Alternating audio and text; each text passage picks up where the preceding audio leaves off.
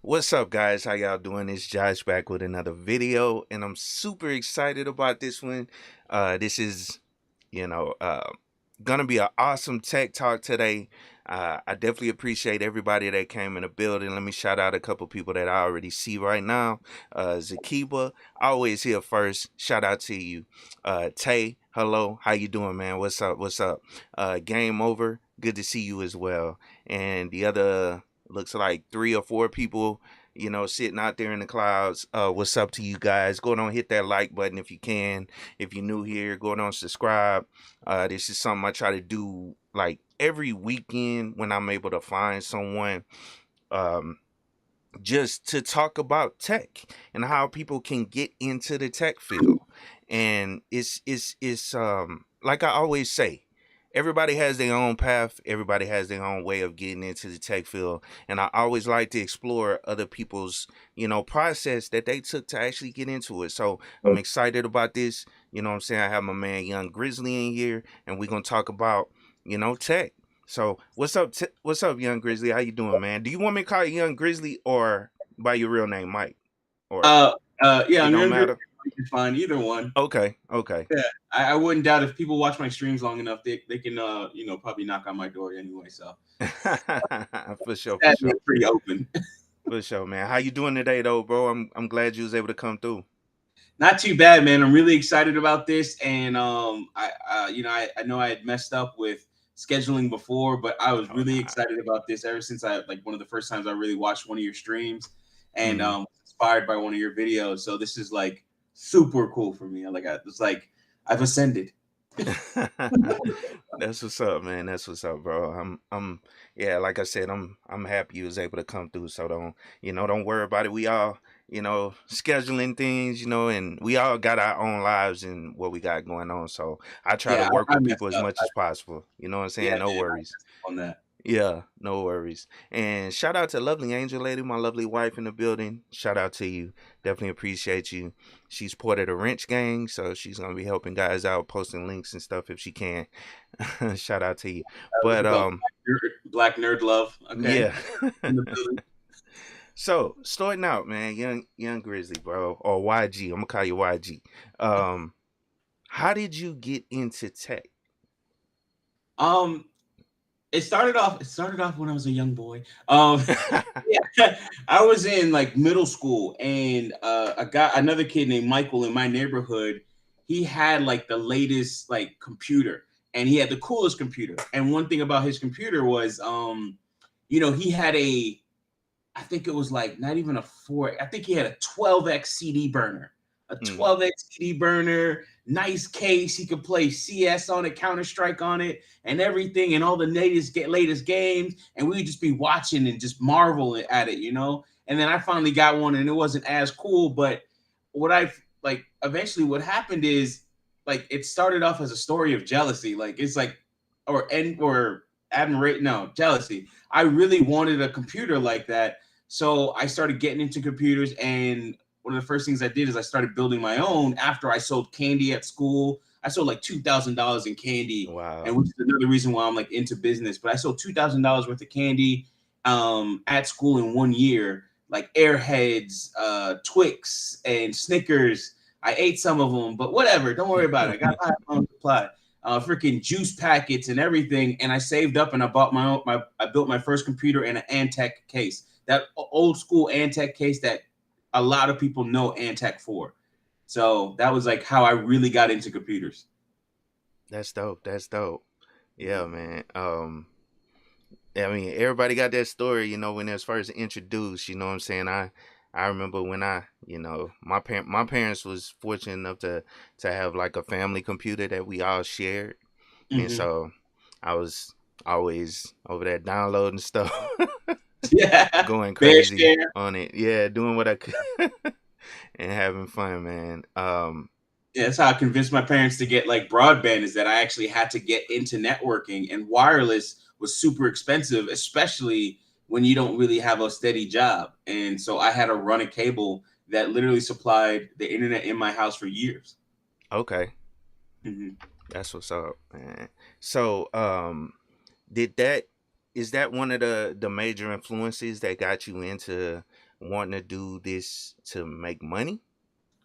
Um, Well, I know I, you do business as well, but is this something? Is that like the influences when you were younger? Did that kind of? I would, yeah, that was a catalyst slash motivation. And then after a while, it was just, it was one of those things where you fell into it, but you like, even though you fell into the hole, it was like home. You know what I mean? Like I had an affinity for it, and I just kept doing it, and I was actually good at it.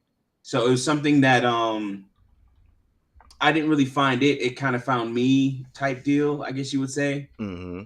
Just wanting something that somebody else had, if you will. And I was like, I think I can do that, and I want it, and I want to do it. Okay. Okay. Cool. Cool. Cool. So, what do you currently do now? In the field. So I'm actually it's like not a made up title, but I'm a messaging engineer for a consulting company out of Maryland now. I work from home. I live in Southeast Georgia, and I work from home now. And I used to work for a company in Sunrise, Florida, which is kind of I'm from Plantation, Florida. That's the area I'm from. But I'm a messaging engineer. Now, a part of what that is, really, I'm a full stack web developer, system engineer, and I also do networking as well. And I have those certifications. But as a messaging engineer, I have to deal with things that are email related. This company, they have a contract with a large state contract. Won't Mm-hmm. really get into it just to because of you have to keep that stuff like under lock and key for them. Usually I share it though, but or usually I say something about it, but in this case, I want to try and keep that under lock and key. Oh But yeah. yeah, so I'm a messaging engineer, and some things I have to deal with are services like listserv, Office 365 emails, monitoring email traffic flow, using technology such as Logic Monitor, and things like that. So I can talk about that, but it's like who it is for. It's like nah, but not that you're asking. But yeah, so that's messaging engineers currently what I do, and that is yeah, that's it. I'll let you ask the next one. Sorry. Okay. Okay. Cool. Cool. Cool. And so what? Hold on. You said messaging. Hold on. Say it again. Messaging engineer. Yeah, so messaging engineer, and this is why it's like it seems like it's such a made up term, and Mm-hmm. that's why I'm like hesitant with it, is because I have to deal with like LSOF listserv, which is an email list platform, Okay. and with that though, I still also have to write code as a full stack web developer. I do Node.js, Java, or JavaScript based coding, like Java from front end to back end, right? So, as a messaging engineer, some of the things I have to do is write actual scripts so that I can send emails and test emails back and forth and track the transit time of those emails as well for this state government or this the state local government. Okay. Yeah, and I don't want to dig too deep and say and ask you No, something no, I shouldn't ask. no. You know what I'm saying? Listen, dig deep. It's just I won't like. It's just the name I won't like. That's what I'm being hesitant Okay. about on my side. But I I have got no you. problem with that. Okay, cause I think I talked about it before, but I work for the DoD and Yeah. I have certain things I can't talk about, and so I Hmm. want to make sure I ain't touching nothing, that get you in trouble or anything like that. But Yeah. so let me ask you this: Did you go to school for tech? Is that something that you So did? I did 2 years. I played college football for 2 years at Missouri Valley College. Dropped out of that because I didn't think I was gonna go to college for football, and I got put into an NAIA school, so it's a very small farm school type deal. Mm-hmm. And I did 2 years there and was in a computer science program. No lie, it was hard. I never liked programming at all. Never really got into it until probably 2018 is when I really started getting into it. 2017, 20, no, 2017, 2018 is when I really started getting into coding and starting really getting on the path that I am now. Before that, I was mostly into networking. When I dropped out of that school, I just, I had that conversation with my dad where I had my head down and I was like, I don't want to do this, Pop. Um, I'm a man now. Yeah, Like, I know what yeah, you mean. trying not to get my ass whooped, Yeah, my butt that's whooped. that's exactly how the conversation went with me when I was telling my dad, "Yeah, I'm finna go to the army." What? I'm a man now. I'm 18. You can't stop me. Yeah, yeah. All right, so it's just that semi stressful conversation as I was like closer to 20 by then. And Hmm. I said, hey, listen, I just want to get my certifications and go from there. Since then, quote unquote, made him proud and, went through with it. But I got the A plus certification, the Cisco CCNA. I've done that twice, CCENT and then CCNA. So I did the 2 test route. Um, Okay. Linux Plus, Network Plus, IPv6 or Hurricane Electric IPv6 Sage, which is Wow. just, you do a couple things. It's an online thing and it's a really Okay. cool course. And then I still do some continued education type stuff on udemy.com. Hmm. Now, it um, I hear a lot of different answers when it comes to this question. So, I mean, do you think people do you recommend people, like if someone was coming behind you and they wanted to kind of do the exact same thing, would you recommend college or the certification route?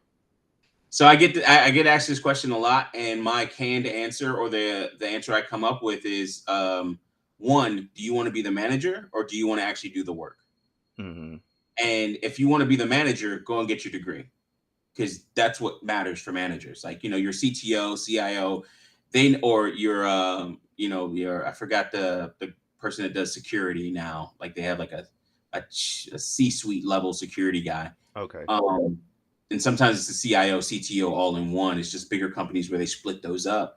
I asked if you want to be a manager, then go and get your bachelor's, go and get your master's.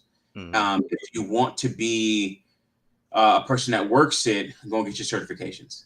And that's basically how I say it because the certification is the blue collar side of it, and your masters and your degrees and stuff like that is the white collar side of it. They're the ones that don't touch it. Okay.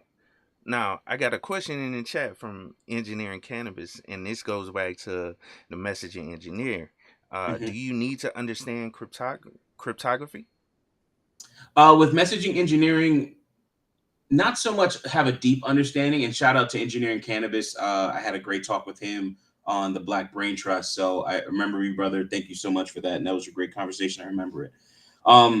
But in terms of cryptography, you don't have to have a deep understanding, but you do have to understand, email flows, securing email flows, end-to-end encryption for email flows, and even some encryption at rest. So understanding the technology, but not so much, TLS 1.2 and understanding how it works in the algorithm used or anything else like that. But you do have to understand how to set that up, things like DKIM records to sign certain things, certain email messages as it goes, sign email messages and that are authorized to be sent from your servers and things like that. Okay. Yeah, and that's something I'm unfamiliar with, man. Like very unfamiliar with. I mean, I understand cryptography, I get it, but yeah, I haven't dived deep into it, to have a working knowledge or understanding of it. So Well, yeah, like in the wise words of Meek Mills, there's levels to this shit. yeah, exactly. But there's levels to it in terms of your understanding. So it's like, oh, okay, I need a SSL cert. Okay, a part of SSL certs you can get. I think UCC certs are still a thing, especially when like Microsoft Exchange started. You had to start using those UCC certs where it was like 5 certs in one or something like that, or 3 certs in one. And then or wildcard certificates, and then Yeah. also more advanced certificates, higher encryption level of certificates, Hmm. whether it's a 1024, 2048, 4096, which is a Yeah. standard in terms of your key size, Hmm. or your yeah, I think it's your key size. Yeah. So, Yeah. understanding those things, that's kind of like secondary level, right? It's like, oh, I need an SSL cert, I need a wild card or a plain one or a single cert. And then it's like, okay, well, what's your key size? How's it signed? Who's signing it? and the Mm-hmm. right way to sign it so that your wildcard cert can be used on other computers as needed for your domain. Yeah, yeah.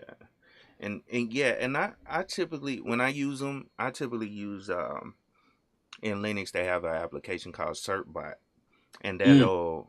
automatically renew your certs and all that stuff for you. It'll set up your certs on your websites, SSL certs, and then and Yeah, then that's a also part. SSH keys. I Yeah, play it's a around with part that of a like lot. SSL everything now. Oh yeah, yeah. Let's encrypt. It's Yeah, or let's encrypt. Exactly. Yeah, I was trying to think of the name. yeah. Yeah. So yeah, you can get your free search that way, but then sometimes you need more advanced certs, especially when you're working with maybe government entities or financial institutions. There are certain certs that you and I would never get hmm because it requires more. So, for instance, like the older school VeriSign certs, they actually would come out to your location and verify a business is actually at that location. And then Okay. that was a totally different level of certificate. hmm Cost more money too. Yeah. I get bet. I bet. Hmm. Excuse me. Excuse me. I'm sorry. Um. So, let me ask you this: what are some of the challenges that you have faced working, you know, in this type of position? And I know I'm Uh, throwing you for a loop. This is some. is Now the loop is that there's so many. Yeah. It's a big ass loop. Yeah. But one of the bigger challenges that I have is stubborn people and not wanting to let go of what works. You hmm know, with my last job, I worked for a mortgage company, and they had what they call an NHP form, a new hire profile form, and this was done by PDF. And I looked at it, and I was just like, "Yeah, we can make this into a web form." And that grew over time, and it took maybe about 2 years, and not to really program it, but to like really it catch on fire to the point where it was actually finally finished, or hmm got to a point where it was finished before I left that company. But with that new hire profile form, they were able to sign in. They were able to do that whole form and have a process that would also communicate to APIs and even send emails with the click of one button, which is the beauty of it. So a hmm lot of people, one of the biggest things is people letting go of quote unquote what works, the old way of doing it, and then Yeah. you can show them, a whole new world of Yeah. like possibilities, but they don't understand that, and they're sometimes just scared. Yeah. Yeah. And I kind of feel that way a little bit too when I don't know, especially when I started seeing this all this NoSQL stuff. Yeah, When that's my thing. I'm used to a relational database, like Yeah, yeah. Microsoft SQL or MySQL, it's I don't know, it's it's just something that a lot of the younger people are using now, or it's Mhm. new technology that's being introduced. And you're right, some people don't want to let go to what they're used to using. You know what I'm saying? So run into So that a lot. when it comes to NoSQL, because I really started getting into it, the biggest thing is with document level databases, all your information that you need from all those other tables are in that record. Now that makes your query, not your query, but the data that you actually write very verbose. This is a Yeah, it's lot of fast. information, right? So it's all together. What's also nice about that is that you don't have to do all these left joins, right joins, hmm select from, so on and so forth. No, you just have to find the database, or in Mongo speak, MongoDB, which is Yeah, a stock. If you guys are into tech, that's another thing is like, invest in some of the companies that you actually use, or yeah, like such as Elasticsearch, MongoDB, and stuff like that. I do have like shares of those. But when you're working with NoSQL or document-based databases, a lot of the information, like for instance, every write that you write to the database, or every record, you either update a record that's currently already there, or you write a whole new record with maybe a new timestamp or ID. Well, it's always going to have a new ID, but hmm all that information is in one spot. Whereas relational databases, sometimes they are faster because now you can query certain things, and you can have it across multiple tables. So you kind of have a little bit of separation, and some things require relational databases yeah. versus your document-based databases, which has everything in one document or one in no MongoDB speak, one JSON or BSON JSON object. file. Yeah. Yeah. And I've been trying to learn some of that stuff. Like I've been using JSON with Python, Mhm. just playing around with calling data and all that stuff from And like that's a not JSON native to file. And Python, is it? huh? That's not really native to Python like JSON. I'm not sure. I mean, when I first started learning Python, they were saying that JSON was just a way of actually you can um because what I was doing was it has something to do with the web, pulling data, and it would put it in a JSON format. That was like one of the first like little projects that I worked on. It was actually a Twitter. It was a cybersecurity thing. It was like a Twitter. I was trying to someone I know has a realtor business, so I Mhm, was trying to see if this script that I found mhm. could scrape for phone numbers and things people that are trying to sell a house from Twitter. That's essentially Yeah. what it was, and extracting it out into a Right. JSON file. And of course I found code and I used it and I modified it. You know what I'm saying? I Right. didn't create it all from scratch, but you know what I'm saying? That was just something I was playing around with to try to see if I can gather leads. That's essentially what it was, leads. Yeah. The Um best compliment is to copy somebody. So yeah, yeah. yeah. But yeah, so I don't know if it's native or not to Python, but I know it's used a lot, especially in cybersecurity when it comes to just Mhm. managing data, as well as the R. Isn't it R programming language? Our Or is programming, the yeah, for data statistical? scientists. Yeah. Yeah, yeah, yeah, yeah. So, Yeah. but Like, so mm-hmm, with from what I remember with, I think, I mean, you can do JSON in Python, but I think it's not like where you have a native JSON parser or something like that. And somebody in the chat, I'm not looking at the chat, so if you find somebody that corrects me on that, cool. But mm-hmm, I work with if anybody works with Logic Monitor, the native language with Logic Monitor is Apache Groovy. mm-hmm. And Apache Groovy, you have to like import a JSON slurper. And I'm like, oh, JSON slurper, what the hell is this? Like Mm-hmm. in 7-Eleven treats or something like that. I was just like, a JSON Slurpee? What? So, you have, there's some languages that that don't have JSON. Cause libraries or compatibility with it. I got Yeah, you. like it's Yeah, not I native. think I think Python is native to It Python. is They have the libraries and all that stuff. I'm seeing things in the chat as well. okay. So and before we move on, I wanted to go through and shout out a lot of people that's coming in, man. I definitely appreciate all you guys coming through. Cole's Tech, I seen you come in earlier. Obviously Engineering Cannabis, shout out to you. Corgo Ham, 2010. Professor Black Ops, I seen you come through as well. Just Jay, um, Abaddon 7118. What's up, man? Peace to you. Gabe Bay, shout out to you, bro. What's up, man? How you doing? Um, Good to always see you, bro. Lowcast, what's up, man? And shout out for the Lowcast for the super chat. Says he's enjoying the conversation. Definitely, I appreciate it. I appreciate it, man. Yeah, shout Um, out to Lowcast. I remember him from we met up in the Coliseum back in the day. So okay. al- always good brother. Always been a good Yeah, brother. yeah. Definitely, definitely. Um, it was something I had wrote down. So, this is it. Um, so it seems like you have a lot of knowledge, man. So, how did you get all this knowledge? Do you, I don't know, do you just explore around the web and find something you interested in and start learning it? Or is it job related, just strictly to what you do to make money? You know what I'm saying? Or is it Um, just interest, overall interest?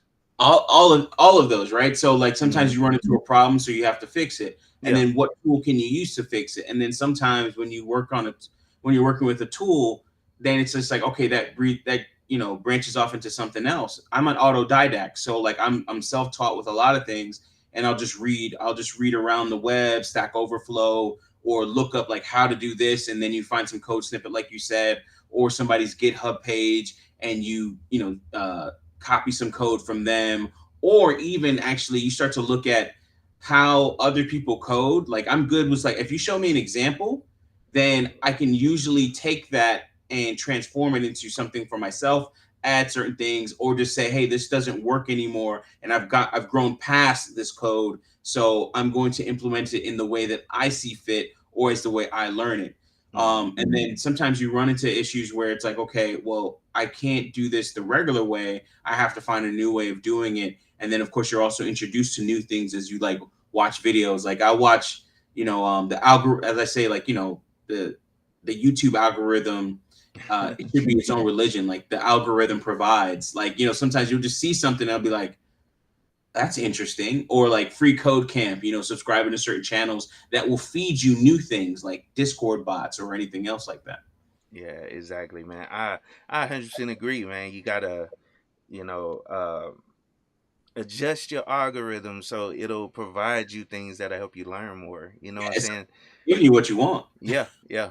Yeah. If Yeah, you I want def yes, it'll give it to you. yeah, exactly. Exactly. Yeah, nah, man, but yeah, YouTube is a great learning source. A lot of people don't, think it is, but Universe. it is. It's yeah, YouTube University, like people say. Mhm. Yeah.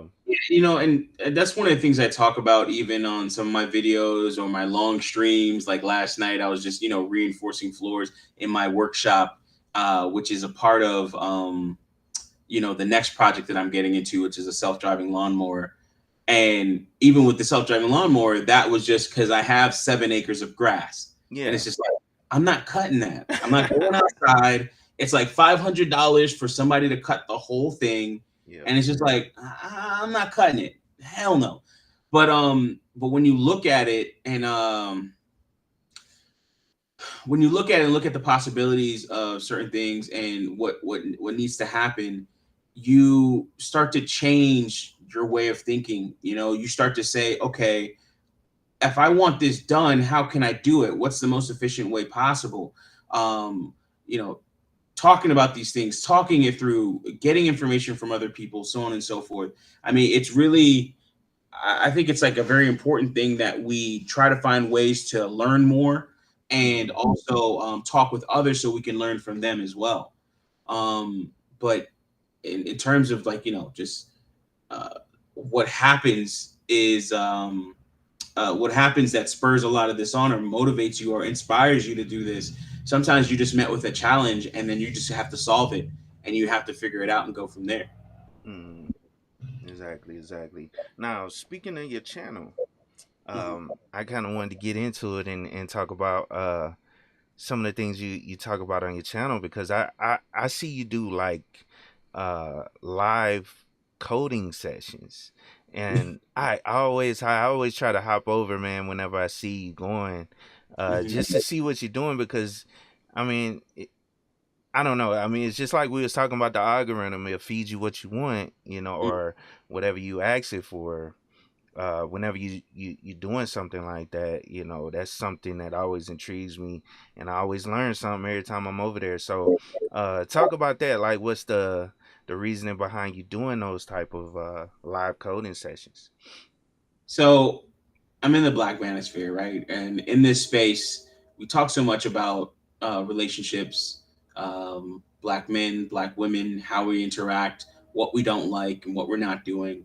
And a part of that, the other part of that is, okay, what do we do to fix it? How do we gain the skills that will make us high value men, Henrys, make us not, educated lames or whatever. And another part of that, besides just the quote unquote game and understanding the opposite sex or how relationships are, is also sharpening your skills. Mm-hmm. So if you're going to, you know, if you're going to be that quote unquote complete man at some point in your life, you're going to have to gain skills, that pay the bills. And a part of what I like to do is, okay, a lot of other people, they got all that other relationship talk, and I talk about that too. But let's talk about skills that would like improve your standing in the world. Period. Skills that will make you quote unquote a better person. Skills that will put you in a better position overall. And that's kind of why I do the live coding is one, I'm a black person. Two, I'm a black person that does code. And three, sometimes showing those first two helps other people say, oh, this person's doing it. I can do it as well. Exactly. And that's a big thing because I noticed that when I coached, because I coached high school football and track. Mm-hmm. And one of the things I'm proud of is that I helped somebody get a full ride scholarship to FIU. Wow. And that was like a big thing for me. Female shot putter, she got second in the state of Florida for Class 4A schools. And back then I had a 7 Series, right? I had a 740 Li. Love that car. It was used, balling on a budget. And what I noticed is even when I talked to some of the kids just a couple weeks ago, because that same girl, she's now having a baby. They remember that. And they also, they saw that as not just like jealousy or envy. It was admiration and something I want to get to because I played the same sports. I was on the same field. I was in the same shot put and discus circle. I was on the same practice field for football. I was doing the same things they did. And I came back and quote unquote gave back and then also gave back in the ways things looked.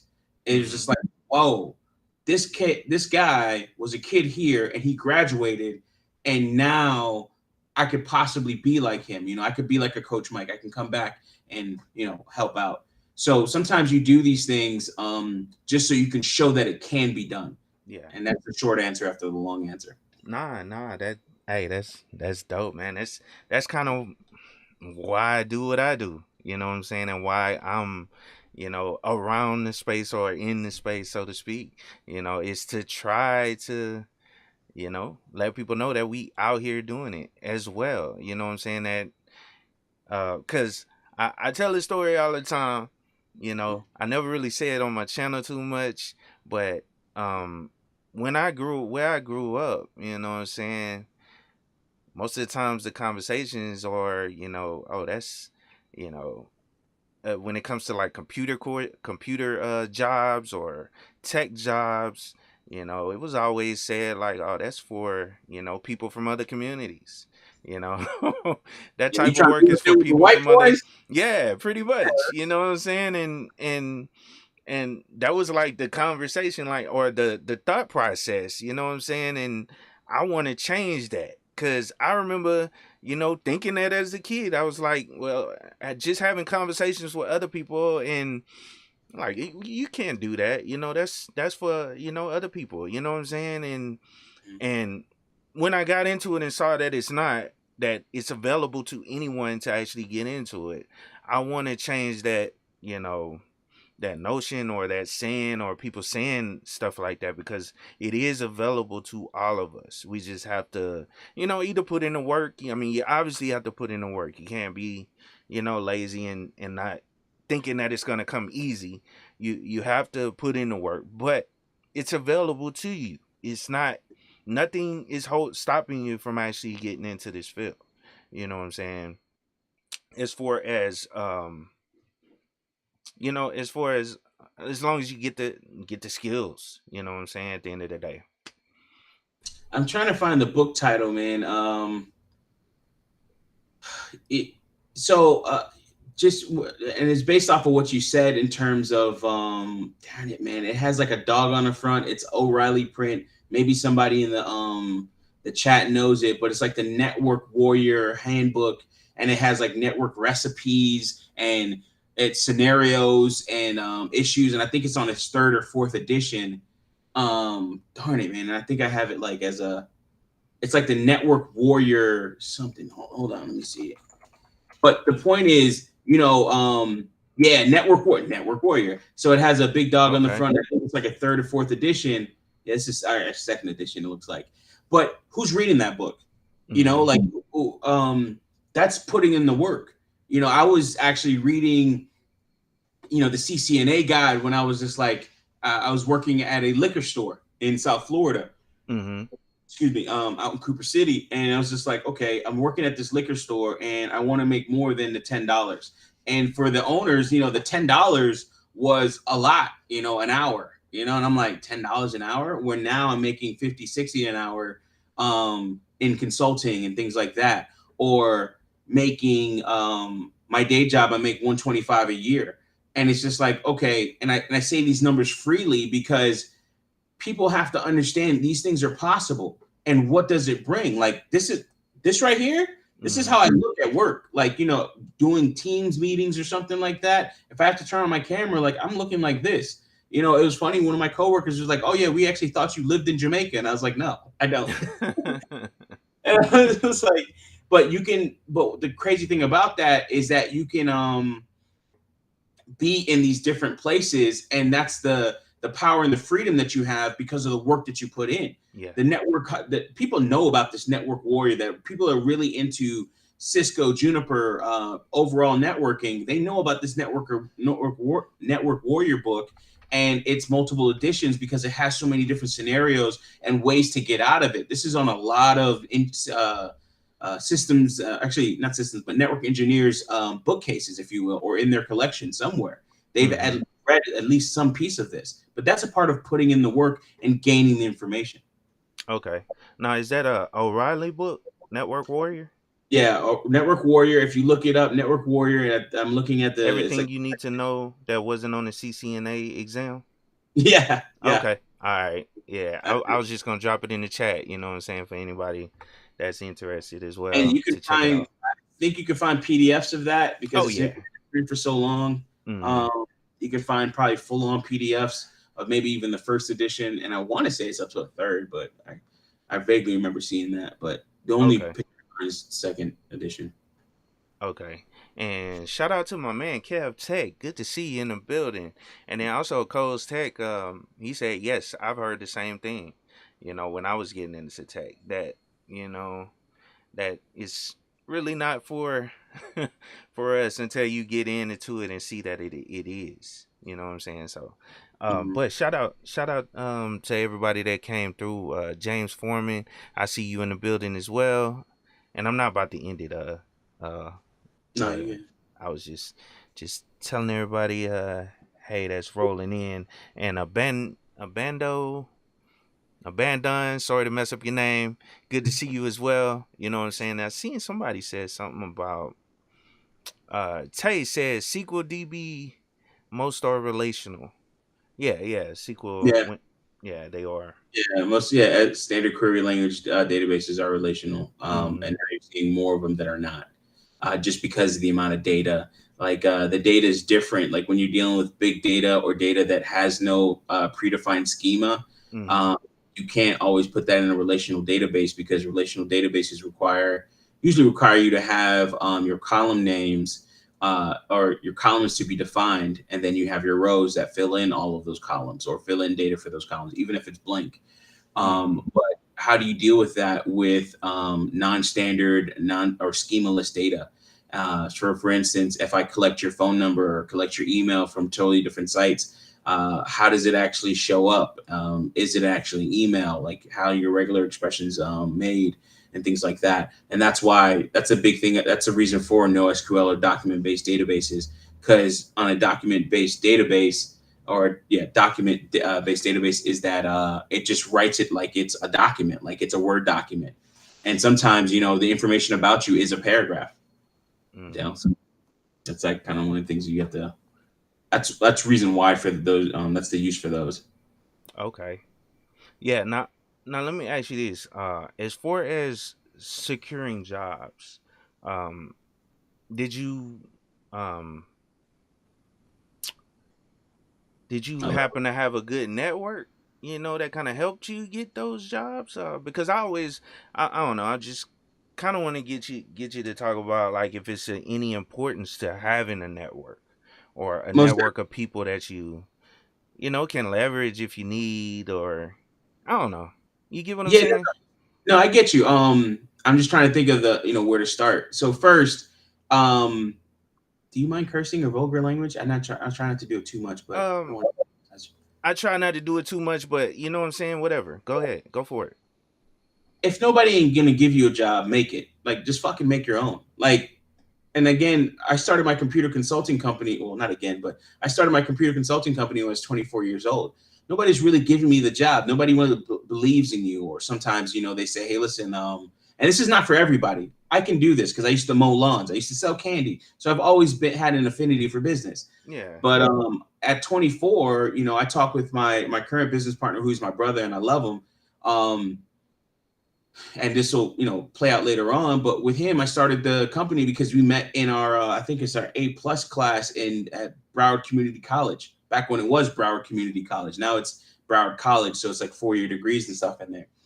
And we met in the class and we just chopped it up and talked. And then after a while, I saw an email that said, Black people don't do business with one another, blah, blah, blah. I saw it. It lit something in me, and we started a company, MJ Network Solutions. Okay. And I just ended that in 2019, and we started that in like 2010 or so. So almost like 10 years. And we did stuff before that. We were doing our own thing separately. So if nobody's giving you a job, make it. And then after that, that same person, my brother, he had a day job that he was working for, and now he's like actually a VP in the company, VP of like IT. And he got me the last job that I was at for 2 years after, we closed down the company. And I also quit my night job because I was running that night job along with the company during the day. I was doing a night job and weekends. Mm-hmm. So I was doing that for 9 years straight. But that was a connection that I had. And we worked together. And then, of course, talking with other people and other colleagues in the space, other consultants and things like that. So you do want to build a network because then it also helps you get jobs. In this case, when I closed the business down, I didn't really sell my book of business because I didn't really have a book of business. I just had contacts. Now I could have monetized that a little bit better, but then I gave it off to another friend of mine, Cecil, and he took over. And he still calls me till this day for stuff. But that was the connection he made with me, and we were working on it since Zimbra back in the day. If anybody remembers that collaboration suite, so that's him making a contact and me pushing business over to him. And then after that, with my current job, making all those contacts and actually having a nicer resume over time, good references and things like that. Then that built into a really nice, robust resume to where I can go to a company and not be a messaging engineer per se, but a jack of all trades, master of none. Yeah. I was able to get into this job where I'm making, well over into 6 figures from one job, and still being able to do side work. That's dope. That's dope. That's dope. And speaking of someone actually brought it up, and you brought it up earlier. You work from home, you know what I'm saying? And I also work from home, you know what I'm saying, doing IT as well. And I'm trying to think of what question I wanted to ask about that. Well, someone asked in the thing, how often are remote work jobs? Have you worked a lot of remote jobs, or has this just kind of fell into it with the whole, I don't want to say it, but you know what I'm saying? Right, the sickness. Yeah. So I said all 3 of them. It's all good. But so I fell into it, and my last job, again, my brother got me that job, and he I let him know it was for a mortgage company, and I wanted to buy a house in another state, Georgia, right? So I found this home. And working from home, like I moved into it because I did a lot of coding and I didn't need to really be there. And I'm still only 6 hours away from the office if I had ever needed to go there. But then I started looking for work from home jobs, and there were a lot more of them because people started to see now, even at that last job, now they're actually mandating, hey, if you clear your desk. If you're never going to come into the office again, come in, clear your desk. We're not requiring you to come into the office or anything else like that. Come and just clear your desk. I mean, get your stuff out of here. We're not firing you. You're still working. You're just going to work from home. So it's like people are making you work from home, whereas classically those same jobs, they were in the office on top of one another. Yeah. Now everybody's okay. Like there's no going back to it, So, and then, I mean, I show it off here a little bit, but me working from home, I mean, that's my view. Like I got a lake, and then, I got the backyard, and, I got my, my building and my workshop. So it's just like when you're working from home, then there's like a little bit more in terms of possibilities and what you can actually do and what you can actually afford. I Mm-hmm. talk about this, and I'll get into this real quick, but I talk about this on my channel with MGTOW Retirement, and living in a rural area, small town, Southeast Georgia. Living in a rural area, you'll start to see the benefits of six figures where in an area where the median income is about $45,000 and you're making 2 to 3 times that amount working from home. So you're less gas, lower insurance because you're out of the city. My insurance got cut in half. My mortgage is less than a 1 bedroom apartment back in my old city of Plantation. Mm-hmm. 1 bedroom apartment in one building was 2,200. My mortgage is 1,400, and Okay. that's for 18 acres, 2,300 square foot home. So it's just like when you're looking at all these things, yes, you can get a work from home job, but it's not just yes, you can get it. You need to be looking for it. You need to be actually actively looking for this because it is a game changer in so many ways, and you can even be overseas. Mm-hmm. Yep, that's true. That's true. Like um, I don't know if you ran into him, but it was another guy I interviewed, Citizen Lou. He was working a remote job while he was living in Colombia, I believe. Mhm. In the US, you know what I'm saying? A US based job Yeah. while he was staying in Colombia. So, that's dope, man. It seems like it's starting to be incorporated more and more, into, because at the end of the day, a lot of this stuff is, you really don't need to go to the office to actually do your job, especially when working with remote servers. Like when I'm Cloud-based servers, yeah, especially. Yeah. yeah. Because when I'm in the office, and I'll just say this, that the servers that I have to manage, I have to remote into them anyway, even if I'm in the office. You know what I'm saying? In Everything is order to work on it. Yeah. yeah. Yeah, and that's the crazy part about it is, we've always had this technology, but this is the social programming, and this is something you mentioned earlier. Or you mentioned something earlier. I don't want to talk about this. Is just the social programming of I have to be in the office. I have to go through traffic. When you move out of a large city area and you go to a smaller city, and you start to see how traumatic traffic is a very traumatic experience. Yes, it is. Noise pollution, very traumatic experience. And you don't notice like the things that make people mad all the time. Like, you go to work and this dude is just always mad. Like, it's just like, yo, listen, man, go get a date, man. Go, spend a night with your wife, man. Like, you need to calm down. You need to release, something. I don't know. Go take a jog. And what happens is that same person is probably grinning ear to ear now because they wake up, they can cook with the family, they can cook with their wife if they wanted to, help chop up onions on their break. My job starts at 9 o'clock. I wake up at 8:50, like Mm-hmm. literally. Yeah. Like that's where my alarm is set to. And a lot of people don't understand, what the power of like working from home and what actually a lot of the paradigm shift that we've gone through and the new normal of, hey, working from home is okay. VPN connections, we've had them for so long, it's even better now in terms of, and they can handle it, a lot of the routers or anything else like that you had or your Mm-hmm. gateway. So you can go on and on about it, but this is that's the great thing about it is that this whole paradigm shift has allowed people to really respect their time and gain back some what Edward Anderson would say is time freedom, is a phrase that Mm-hmm. he's brought to the space. Okay. Yeah, I got you. And I see a question in the chat that I wanted to kind of respond to. JM, I see you asking about remote jobs and cybersecurity and everything, and it's a perfect time to bring up my man Gabe A's channel, Struggle Security. Check out his channel. He does remote work, cybersecurity. I know he's kind of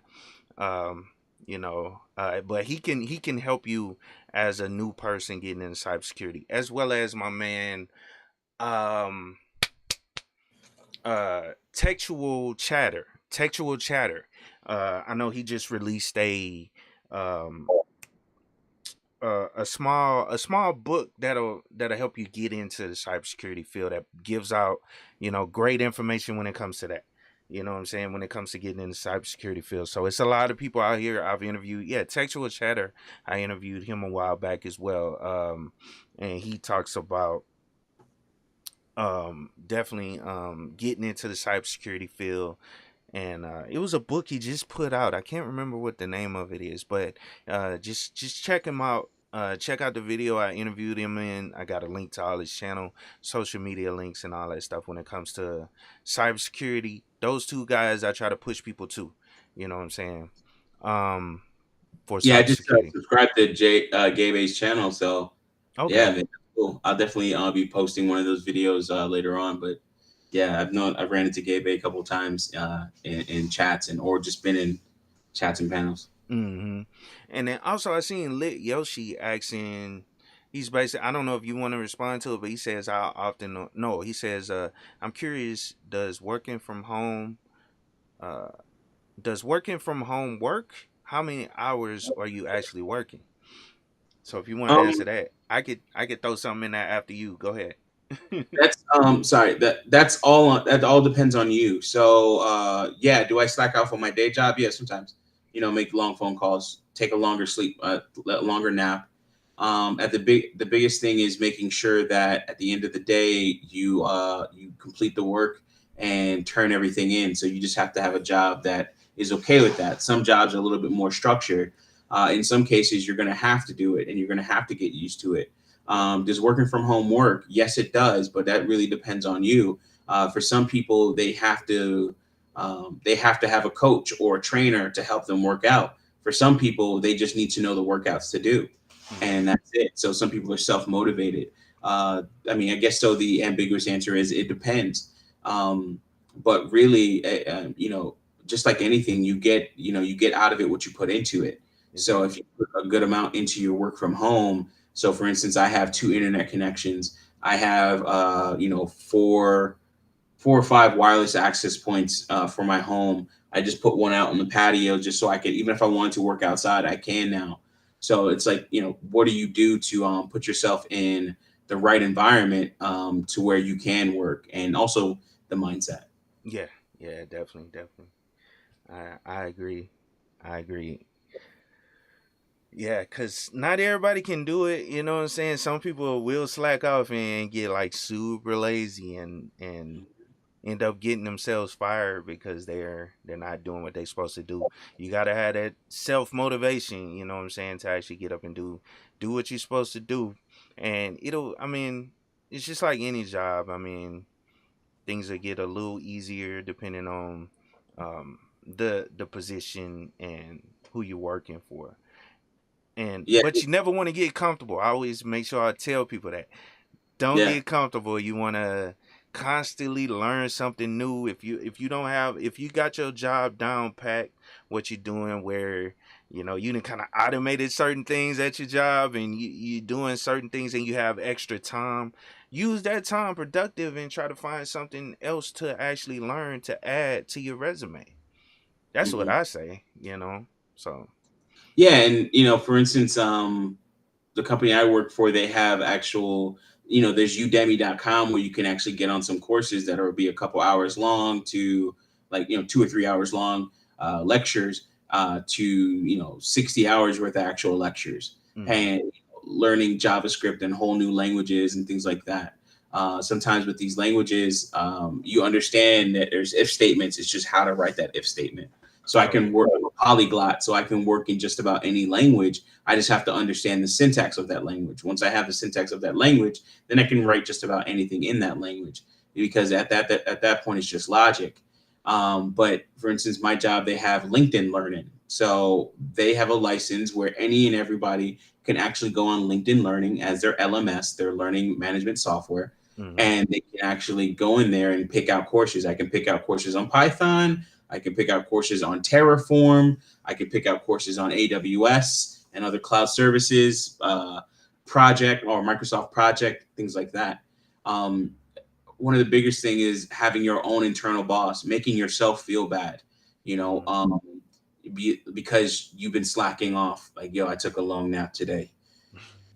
that shit was great, but like, I got to make up these hours, like thinking like that. Okay, this weekend I'm gonna have to work. I'm gonna have to put in at least 2 or 3 hours and draw this diagram, write out this document, come up with this matrix, or security alerts and stuff like that. And those three things is something I gotta do this weekend myself. That's what's So you up. have to have that internal boss that is whipping you in a sense. And one of the last things is sadly older people that are like 50 or more that can't adapt to this, or like even my mom who's 60, my dad who's like 70. They can't adapt to going on Indeed or jobs.com or something like that, monster.com, or I think it's jobs.com, but monster.com, Glassdoor. They're used to, oh, can I fill out the application? No, Yeah. there's no that's online, ma'am. But then how am I going to get a job? By going online. Like it's a paradigm shift that has already been in play. Yep. Now we're going to another level of it to where I never probably ever will go into my office ever. Mm-hmm. It's in freaking Maryland. I'm in Wow. Southeast Georgia. Yeah, Hell no. and that's It's the cold. crazy part about it. Oh, I'm sorry. And No, that's no, the go ahead. crazy part about it that I've started to see like a lot of interviews being done more and more remotely. You know what I'm saying, through All my Zoom interviews. calls. I Uh, had a 4 phase interview and it was all done over Microsoft Teams. mm-hmm. Yep. People in my group or my team. One guy's from Texas. I'm in Southeast Georgia, and everybody else mostly is in the Maryland area and things like that. Mm-hmm. That's what's up. That's what's up, man. So, yeah, shout out to Kev Tech. He put textual his channel in the chat as well. Shout out to you, bro. I definitely appreciate it. And yeah, and he brought up my Linux course. So if anybody's interested in learning Linux, and which is going to be my next question, young Grizzly, about Linux, because I know you got that Linux Plus certification. But Mm-hmm. if anybody's interested in learning Linux, just go and check out my course. It's 100% free or whatever. It you might see it pop up on Code Academy, free Code Academy pretty soon, because they Nice. wanted to pick up on it. Yeah, they picked up on it, and so they That's a big That's huge. yeah. Free code. Code Academy. Is it free Code Academy or Yeah, free code? free code camp, freecodecamp.org. Yeah. Yeah, that's a great website and a great resource. So to be picked up on that, bro, or even like Yeah. Traversy Media, those are Hmm. like big dogs in the space. Yeah, yeah, definitely. So it should pop up in the next couple weeks over there as well. But shout out Yogi Fish, what's up, man? Big ups to you as well, man. Let me see. And brother Michael, he said I just subscribed.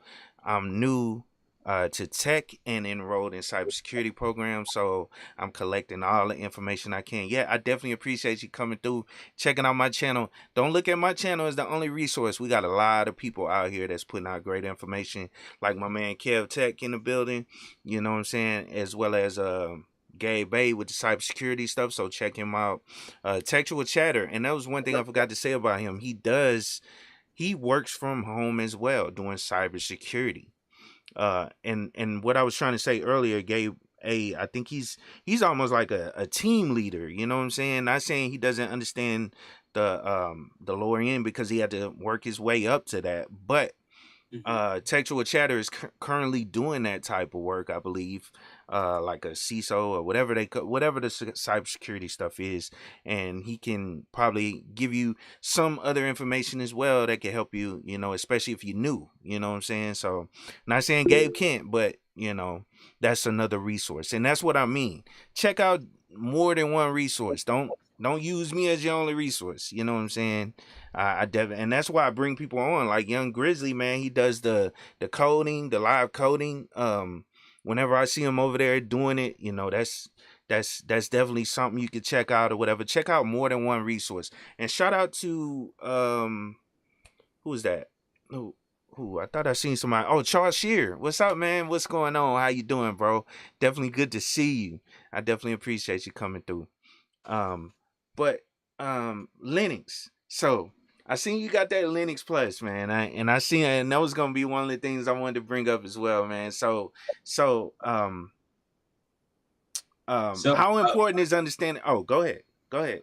by the way, check the back chat here. I put in two Google Docs of my Linux notes, my Linux Plus notes when I was studying for it.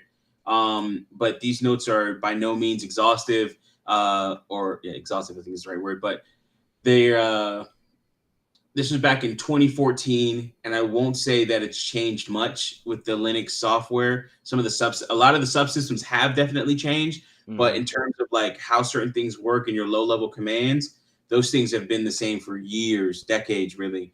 Okay. So I actually read through the book, and those were the notes that I took. The reason why they're not exhaustive is because I had already been in Linux for 2 to 3, 5 years. So websites in terms of how I learned Linux and getting into I think your question. Um, Actually, no, ask your question first. No, I was just gonna ask you. I mean, how important is Linux or knowing Linux, and how well do you know Linux and do you use it? Just general Linux questions. So I mean, just go, man.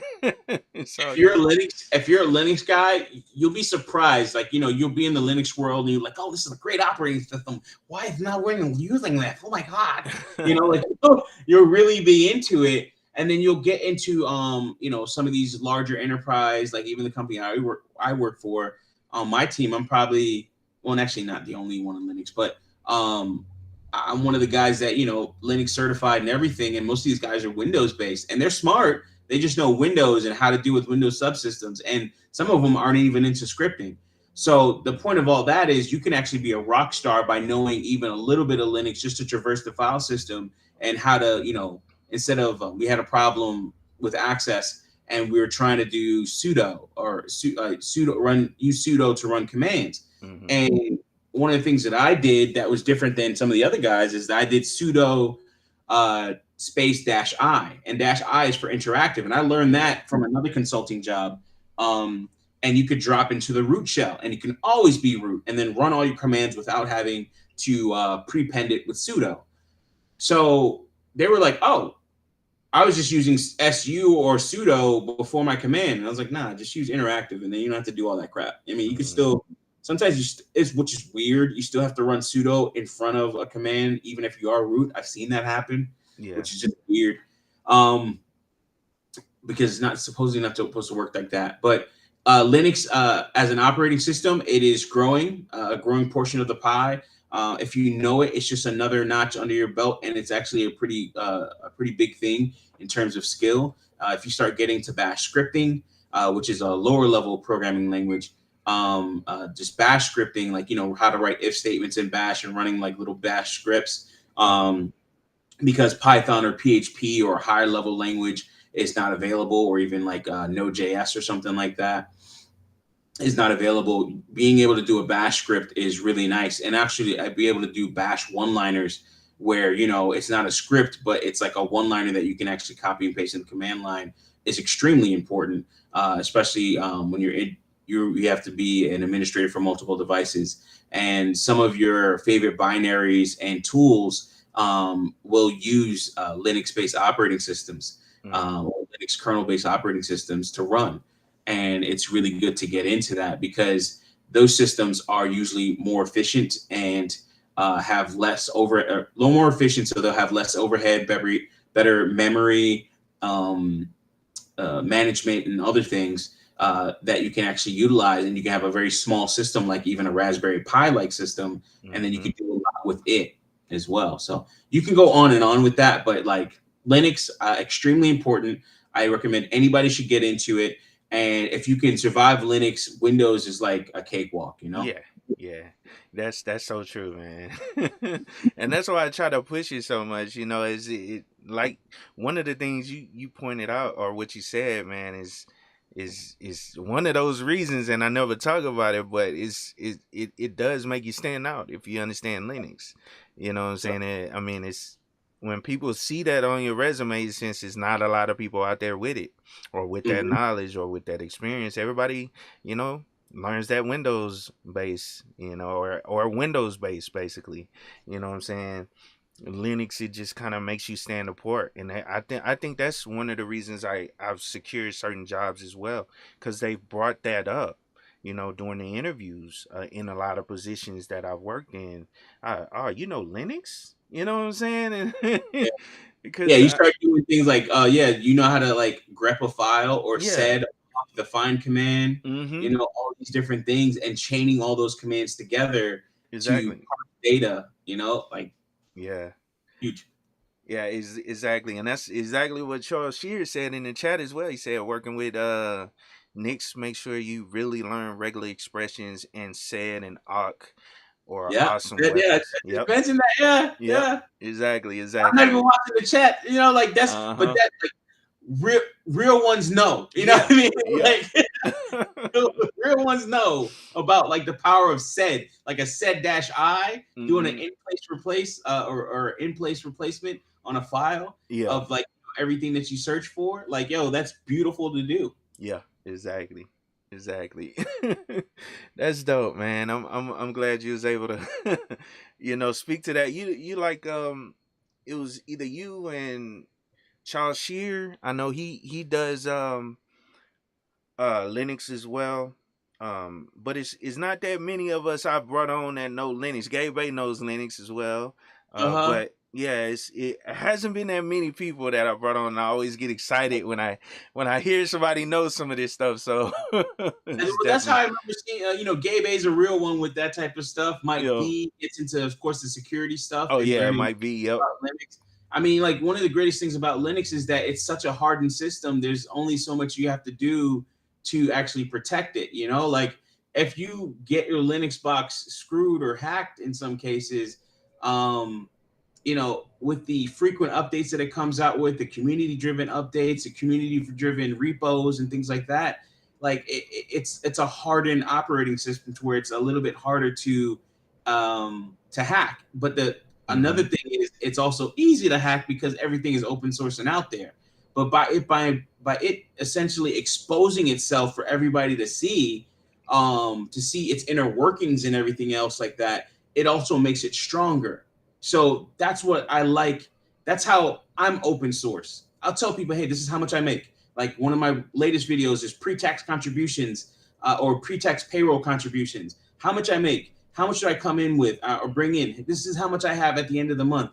And then people say, well, you have this idea. This is a good idea, and sharing with that. And then it's like, okay, now I have to change the way I do things. And that's the beauty of the open source community, because once you start to see the power of that and how it Mm-hmm. actually builds such huge projects that we all use today, just Oh like yeah. OpenSSL, which is very used pretty much for damn near all like web traffic or web proxy traffic or anything else like that, using Mm-hmm. the OpenSSL library, Log4j and stuff like that, Yeah. using all of these open source libraries that you know you'd be surprised. Even like just the whole when you're on your phone and you drag it down just to refresh the page, that's an open source product, I believe. Yeah.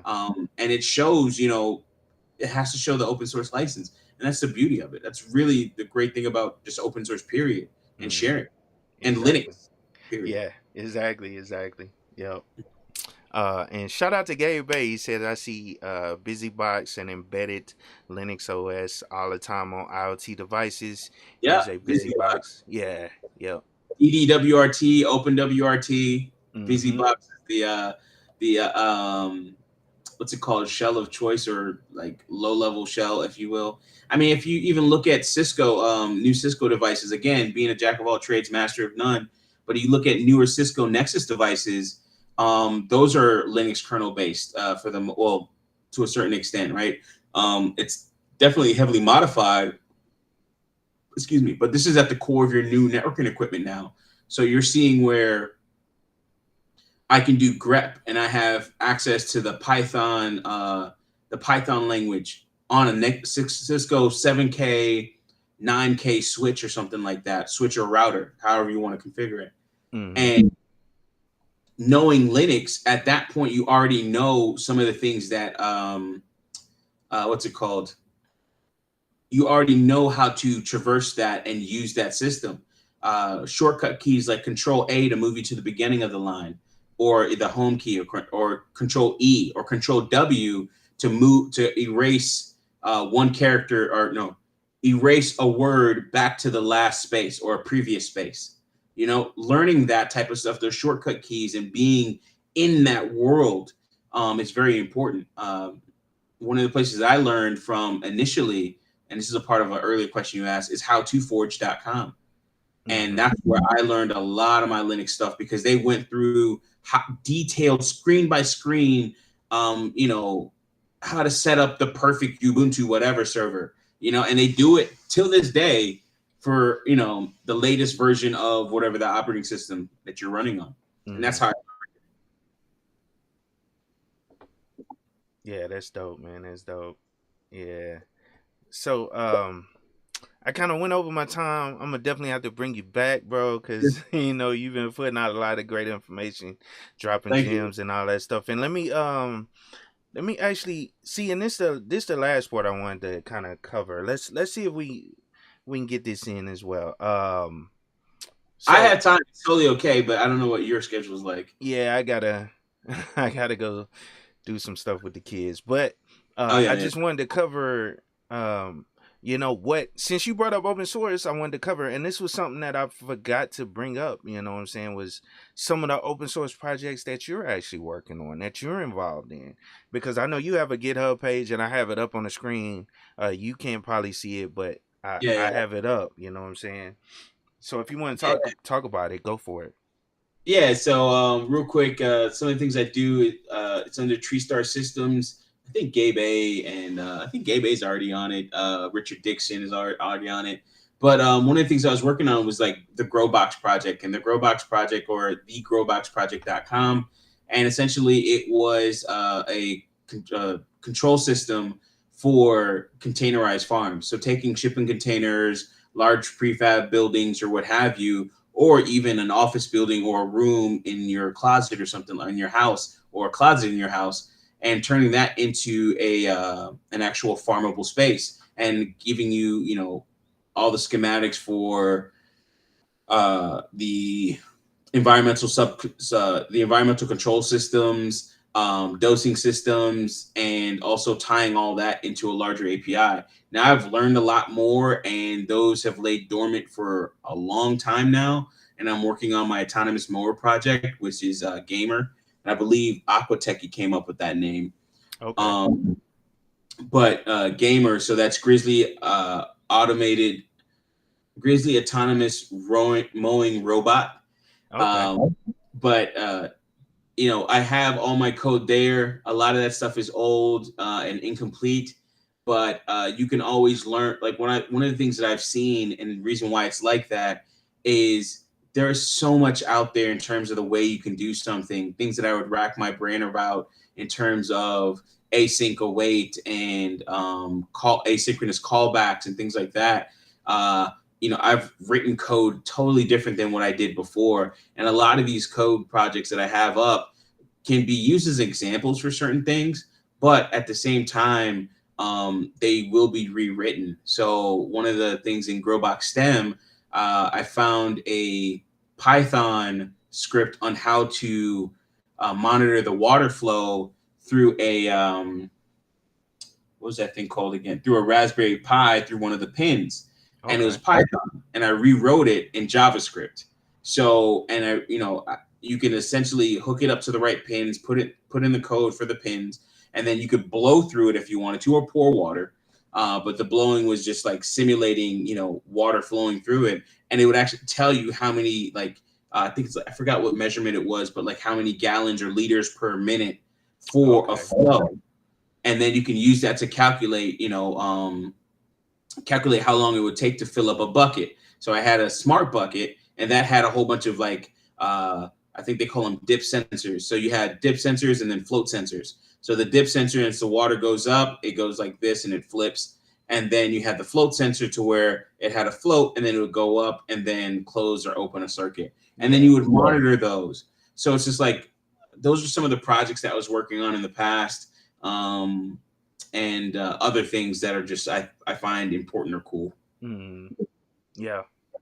So definitely check out Young Grizzly's GitHub. He says Tree Store Systems, and those some dope projects, man. You working on, bro. I definitely recommend people check it out. And if you wanna, you know, see if you can contribute to some of this stuff, that's one of the benefits of open source projects. You know what I'm saying? Anybody can um you know try to work on a project and improve it and make it better.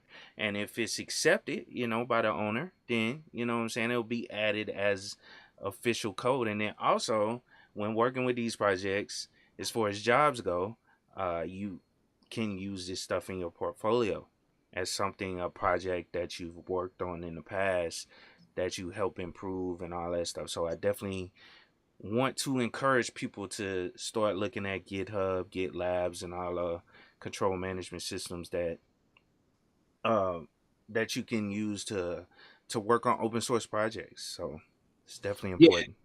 and one of the last things I'll say about that is that is another reason why I pushed to get the current job that I did. I quote unquote sacrificed a lot of social media exposure in terms of like groups that I was in, so I could focus on getting a job that I worked. One of my deficiencies was working with other people, especially on a code base. Hmm.